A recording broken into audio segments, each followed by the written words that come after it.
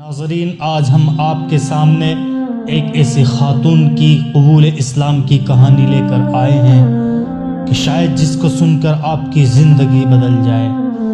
میری زندگی میں دین کیسے آیا؟ How then came into my life۔ ہم بات کر رہے ہیں ایوان ریڈلی کی۔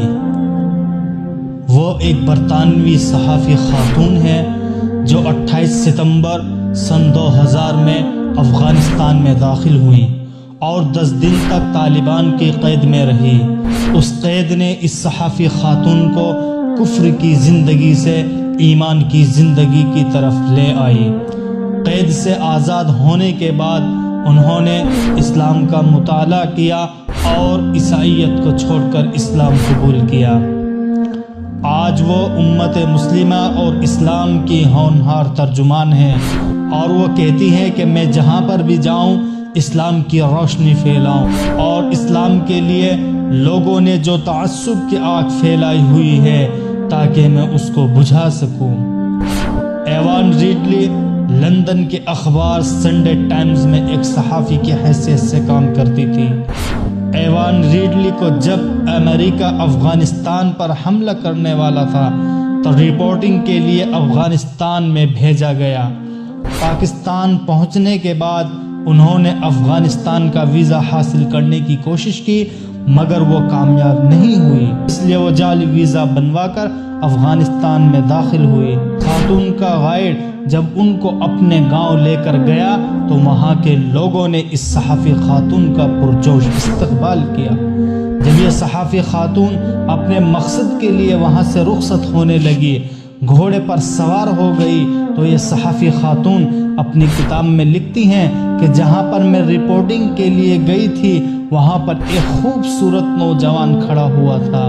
اس نے میرے گلے میں کیمرہ دیکھ کر سمجھ گیا کہ یہ ایک صحافی خاتون ہے، اور کچھ دیر کے بعد مجھے معلوم ہوا کہ وہ ایک طالبان کا فوجی ہے۔ اس نے مجھ سے گھوڑے سے اترنے کو کہا اور اسی دوران وہاں پر مزید فوجی طالبان آ گئے۔ اس صحافی خاتون نے سوچا کہ میں اس وقت دنیا کی سب سے ظالم لوگوں کی قید میں ہوں اور اب معلوم نہیں کہ وہ میرے ساتھ کیا برتاؤ کریں گے۔ تمام فوجی طالبان اس صحافی خاتون کے ارد گرد جمع ہو گئے، لیکن نہ کسی نے ان کو ہاتھ لگایا اور نہ کسی نے ان سے بات کی۔ میں ان کے پیچھے جا رہی تھی کہ اچانک وہ ایک مقام پر رک کر کھڑے ہو گئے۔ وہاں پر بہت سارے پتھر پڑے ہوئے تھے۔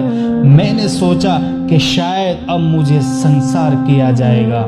اچانک سے وہاں ایک فوجی ایک خاتون کے ساتھ آیا۔ اس فوجی عورت نے فوراً میرے جسم کی تلاشی کی تو پتہ چلا کہ یہ لوگ یہاں پر رک کر اس خاتون کا انتظار کر رہے تھے تاکہ عورت ہی میری تلاشی لے سکے۔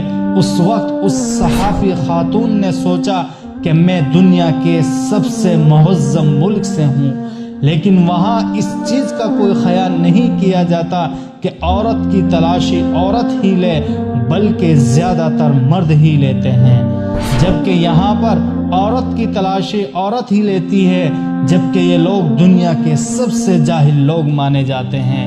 تلاشی کے دوران میں نے اپنے کپڑے اوپر اٹھائے تو وہاں پر اچانک سے سب لوگوں نے اپنا چہرہ دوسری طرف پھیر لیا۔ پھر کچھ دن بعد اس صحافی عورت نے اپنے ملک سے رابطہ کرنے کو کہا تاکہ وہ اپنی قید ہونے کی اطلاع دے سکے، لیکن مجھے ان لوگوں نے رابطے کی اجازت نہیں دی اور میں نے اس وجہ سے بھوک ہڑتال کر دی۔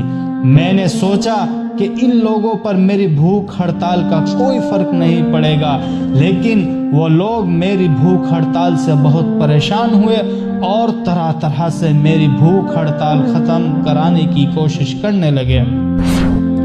پھر ایک بزرگ آئے اور وہ مجھے انگلش میں سمجھانے لگے اور میرے مسلسل انکار پر وہ رونے لگے۔ بھوک ہڑتال کے دوران اچانک میری طبیعت خراب ہو گئی تو فوراً میرے لیے ڈاکٹر کو بلایا گیا۔ میں نے اس فوج کے بارے میں یہ سن رکھا تھا کہ یہ دنیا کی سب سے ظالم اور شیطانی فوج ہے، لیکن میں ان کے رویے سے بہت زیادہ حیران ہوئی۔ ایک دن ان کا ترجمان میرے پاس آیا اور اس نے مجھ سے کہا کہ مجھ سے ملنے کے لیے ایک بہت بڑا شخص آ رہا ہے۔ ترجمان نے ان سے یہ بھی کہا کہ ان سے کوئی بدتمیزی نہ کرے۔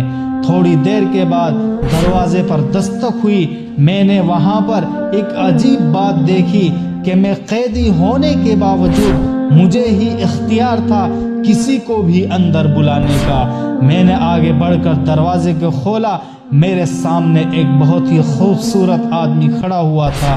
وہ شخص مجھ سے اجازت لے کر اندر داخل ہوا اور اس نے مجھ سے حال چال معلوم کرنے کے بعد مجھ سے اسلام کے بارے میں پوچھا۔ میں نے سوچا کہ اگر میں اس کے سوالوں کا جواب نہیں دوں گی تو شاید میرے لیے مشکلات کھڑی ہو جائے، لہٰذا میں نے کہا کہ اسلام بہت اچھا مذہب ہے، اسلام امن اور شانتی کا مذہب ہے۔ اس شخص نے مجھے قبول اسلام کرنے کی دعوت دی۔ میں نے ان سے کہا کہ اگر مجھے رہا کر دیا گیا تو میں قرآن اور اسلام پر ضرور مطالعہ کروں گی۔ جاتے وقت اس شخص نے کہا کہ تم انشاءاللہ جلد ہی واپس چلی جاؤ گی۔ یہ صحافی خاتون کہتی ہیں کہ میں جان بوجھ کر ہی ان کی بات نہیں مانتی تھی کیونکہ مجھے ان کو پریشان کرنے میں مزہ آیا کرتا تھا۔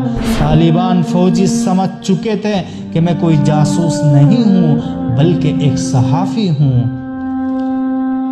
امریکی حملے کے دوسرے دن بعد فوجی طالبان میرے پاس آئے اور کہنے لگے ہم تمہیں حفاظت کے ساتھ پاکستان پہنچا دیتے ہیں۔ میں حیران ہوئی کہ یہ کیسے لوگ ہیں کہ موت ان کے سروں پر کھڑی ہے اور یہ مجھے حفاظت کے ساتھ میرے گھر بھیجنا چاہتے ہیں، اور ان فوجی طالبان نے مجھے باحفاظت پاکستان کی حکومت کو سپرد کیا۔ جب یہ صحافی عورت اپنے گھر پہنچ گئی تو اس نے وعدے کے مطابق اسلام کا مطالعہ کرنا شروع کر دیا اور ساتھ ہی میں انسانیت کے حقوق اور خاص طور سے عورتوں کے حقوق کو جاننے کا سلسلہ شروع کیا۔ طویل مطالعے کے بعد مجھے یہ احساس ہوا کہ اسلام واحد وہ مذہب ہے جس نے عورتوں کو سب سے زیادہ عزت اور سب سے زیادہ حقوق دیے ہیں، اور اس صحافی خاتون نے الحمدللہ جون 2000 میں کلمہ شہادت پڑھ کر اسلام میں داخل ہو گئی۔